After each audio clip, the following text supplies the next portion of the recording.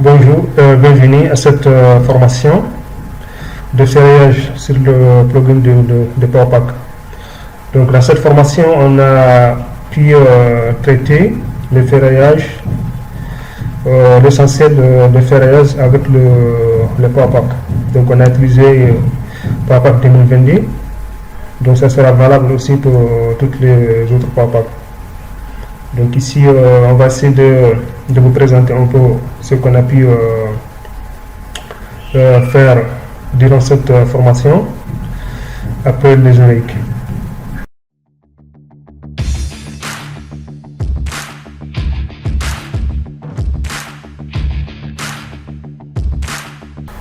Bienvenue à cette formation. Donc la formation s'est répartie en 4 parties. Donc la première chose qu'on a pu étudier durant cette formation, c'est les générations de ferraillage. Donc générer le ferraillage avec PowerPack. On a pu essayer de parler sur trois différentes méthodes avec les plugins. Donc ici, on peut déjà utiliser disposition constructive de PowerPack. Donc ici, on sait qu'il y a un gabarit qui est venu avec PowerPack, donc il va automatiquement générer le ferraillage qui est déjà mis dedans, qu'ils ont paramétré sur un gabarit, donc il va nous générer le ferraillage par rapport à ça.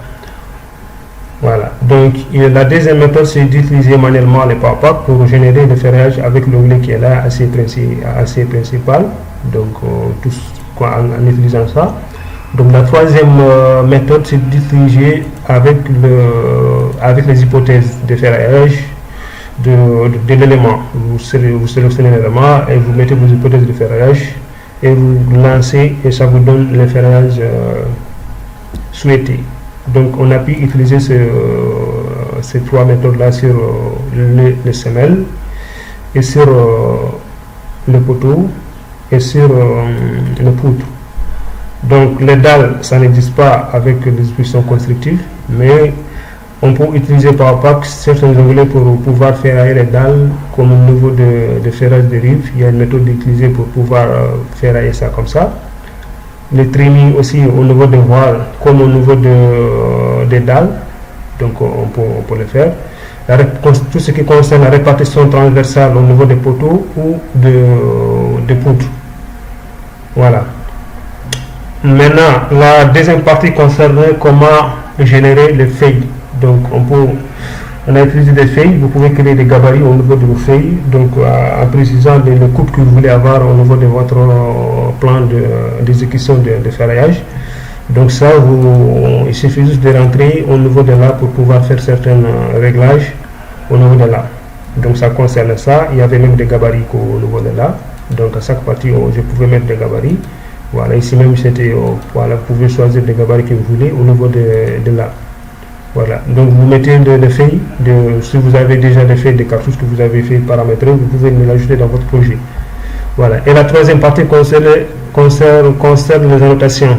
Donc même avec les gestions de famille, on peut venir là directement, on peut le faire manuellement.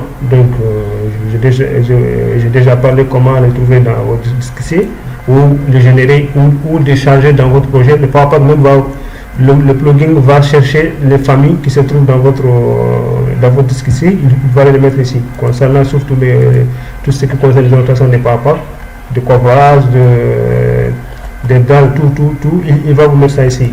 Même les poteaux, les poutres, même ce qui concerne certaines choses d'architecture, il va vous mettre ça ici. Donc il y a si vous avez plusieurs pays, il va vous mettre l'ensemble au niveau de là. Maintenant, si vous de charge, et par exemple, sélectionnez ce que vous voulez et cliquez sur suivant pour le charger dans votre projet. Voilà. Donc la quatrième partie concerne les gabarits. Donc on peut utiliser par exemple cet onglet là. Il y a des gabarits qui sont là, par exemple, qui sont venus avec PowerPack. Moi, j'ai utilisé un exemple pour les poutres, mais ça sera la même chose pour les semelles, pour les voiles et pour les autres. Donc ici, cet onglet-là, vous pouvez créer avec Advanced Design. Au niveau de PowerPack, il suffit de venir maintenant à sélectionner votre gabarit. Donc tout en étant, par exemple, si je sélectionne celui-là, Donc il suffit juste de sélectionner parmi les gabarits que j'ai créés pour pouvoir appliquer et exécuter. Voilà. Donc ici je vais essayer de vous montrer un peu.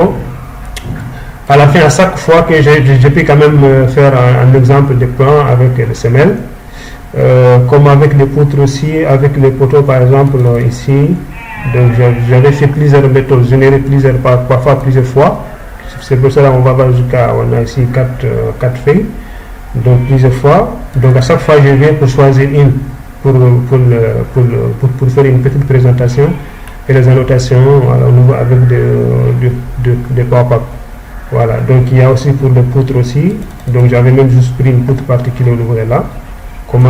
Il y avait d'autres ici, mais je n'ai pas quand même fait une organisation. Donc c'est la même méthode qui va s'appliquer pour les autres aussi. Et pour une semelle filante aussi, on a pris un exemple au niveau de là. Voilà, il y a aussi le voile. Donc ici je n'ai pas fait. Donc j'ai juste fait la voile qui est là. Donc il y a un exemple de ferrage au niveau de là. Donc avec des coupes transversales et coupes aussi horizontalement et verticalement au niveau de là. Donc il y a l'exemple des dalles aussi. On a pu quand même faire une présentation ici, donc en mettant des présentations à l'intérieur comme celui-là. Voilà, maintenant ça va dépendre de coupe, ce que vous souhaitez faire comme présentation. Maintenant ça va dépendre pour la génération de feuilles, vous pouvez mettre plusieurs coupes comme une seule coupe. Voilà, vous pouvez appliquer la présentation des gabarits ici si vous voulez. Voilà, ce n'est pas trop compliqué, difficile. Donc il suffit juste de vous concentrer, de suivre la formation du début à la fin pour pouvoir enfin avoir une base sur le ferrage de pop-up. Voilà, donc c'est ça en global ce qu'on a pu faire dans cette formation et je vous souhaite quand même une bonne suivi de cette formation. Donc on se dit à la prochaine fois pour une nouvelle formation. Merci.